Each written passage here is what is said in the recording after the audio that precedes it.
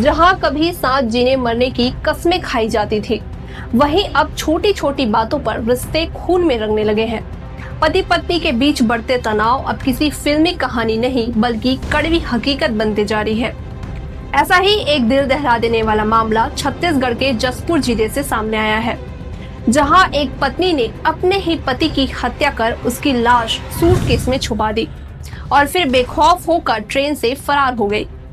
मामला कुछ इस तरह से है। जसपुर जिले के भींजपुर गांव में रहने वाले संतोष भगत अपनी पत्नी के साथ रहते थे। तीनों बच्चे शादीशुदा थे और अलग अलग रहते थे।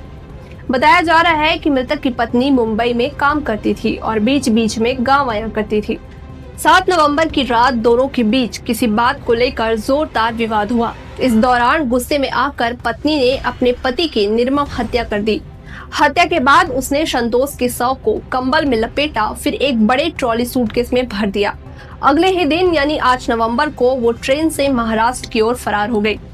इस पूरी घटना की जानकारी आरोपी महिला ने अपनी मंझली बेटी को खुद दी थी।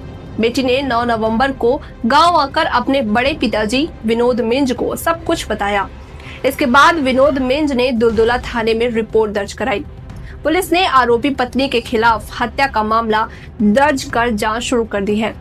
जशपुर के पुलिस अधीक्षक शशि मोहन ने बताया कि पुलिस की एक टीम महाराष्ट्र के लिए रवाना हो चुकी है और जल्द ही आरोपी पत्नी को गिरफ्तार कर लिया जाएगा।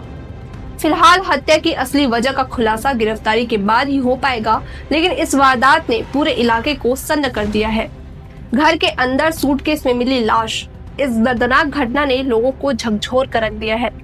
दुलदुला थाना क्षेत्र के ग्राम भींजपुर से प्रार्थी ने रिपोर्ट दर्ज कराया है कि उसका 43 वर्षीय भाई संतोष भगत की हत्या हो गई है। हत्या के पश्चात पुलिस की टीम घटनास्थल पर रवाना होकर एफएसएल की टीम के साथ विवेचना कर रही है। विवेचना के पश्चात उसमें धारा 103 भारतीय न्याय संहिता का मामला पंजीबद्ध कर लिया गया है और रिपोर्ट में उसके भाई ने मृतक की पत्नी के ऊपर ही संदेह व्यक्त करते हुए नामजद उसे आरोपी बताया है और उसकी तलाश में पुलिस की पार्टी मुंबई की ओर रवाना हुई है, क्योंकि ऐसा पता चला है कि वो पूर्व में मुंबई में काम करती थी।